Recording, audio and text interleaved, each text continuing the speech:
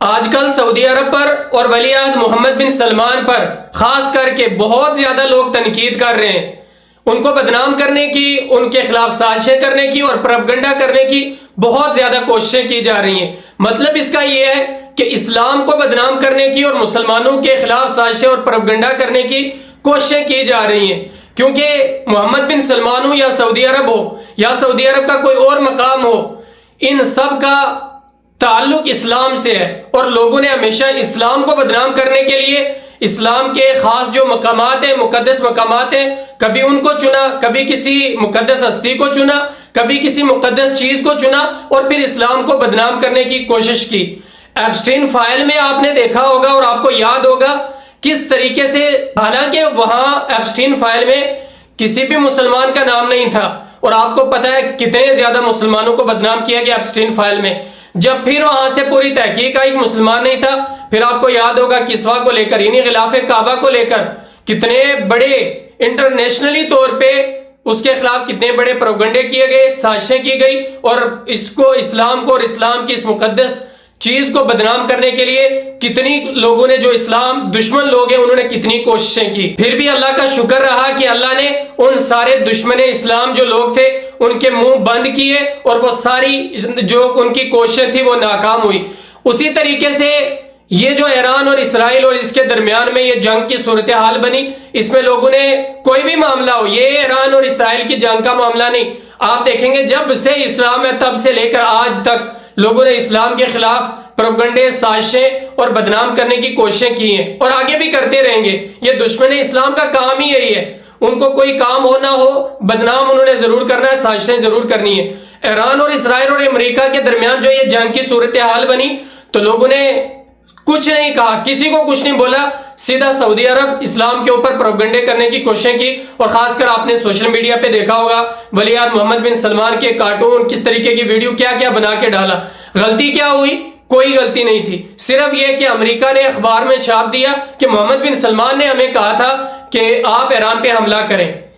یہ ایک سوچی سمجھی شہادت تھی یہود کی اور ان لوگوں کی جو اسلام کو پسند نہیں کرتے، کہ ہم محمد بن سلمان کو لگائیں کہ اس نے کہا تھا، تو یہ جو عرب ملک ہے اور اسلامی ملک ہے اور جو لوگ سعودی سے محبت کرتے ہیں، سعودی کے ساتھ ملے جلے، یہ اس کو پریشر بنائیں گے اور یہ دونوں ملک آپس میں لڑیں گے۔ حالانکہ آپ کو پتا ہے سعودی عرب اور ایران کے درمیان تناؤ رہا ہے، ہمیشہ سے رہا، لیکن کچھ برسوں سے، کچھ سالوں سے ان کے درمیان اچھے تعلقات ہوئے، لیکن ایک وہ اچھے تعلقات کو پھر ختم کرنے کی یہاں پہ یہود اور کفار کی طرف سے جو سازش کی گئی، کوشش کی گئی، اور اخباروں میں جھوٹی خبریں چلا کے، اور انہیں اخباروں کو جو دشمن اسلام لوگ تھے انہوں نے اٹھایا اور اس کے اوپر بہت زیادہ تنقید کی، اسلام کو بدنام کیا، سازشیں کی، سب کچھ کیا۔ اور اس کے بعد جو یہ سعودی عرب کی جو ارامکو، یہ تیل کی ایک بہت بڑی فیکٹری تھی، اس کے اوپر جو یہ حملہ ہوا تو پھر لوگوں نے کہا دیکھو اب سعودی عرب نے پہلے کہا اس کے اوپر حملہ کرو، اب دیکھو ایران حملہ کر رہا ہے۔ پھر ایران اور ان کے درمیان میں آپس میں باتیں ہوتی ہیں تو بات یہ نکل کے آتی ہے وہ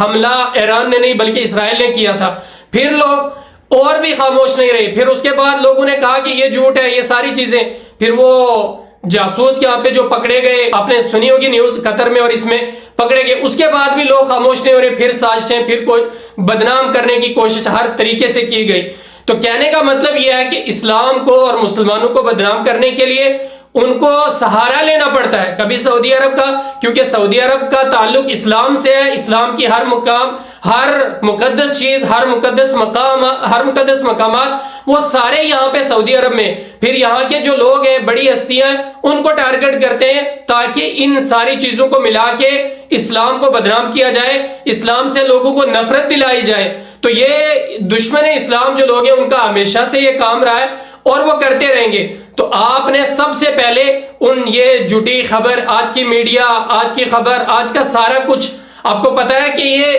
90% جھوٹ پہ ہوتا ہے، تو 10% اگر کوئی سچ بولے تو آپ نے سب سے پہلے تحقیق کرنی ہے۔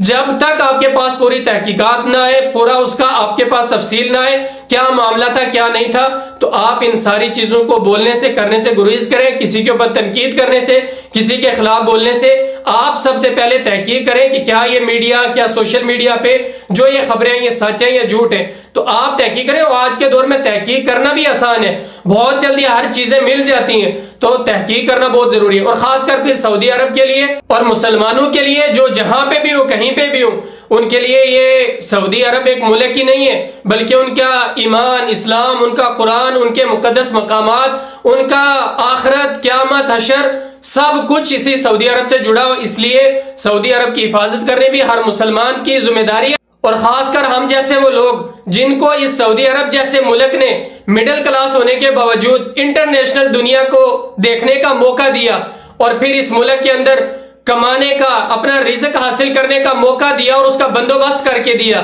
اور خاص کر ہمارا حق زیادہ بنتا ہے کہ اس ملک کی حفاظت کی جائے، کیونکہ اللہ نے ہمارا رزق یہاں رکھا ہوا ہے. اور اس کے اوپر اللہ کا شکر ادا کرتے ہیں کہ اللہ نے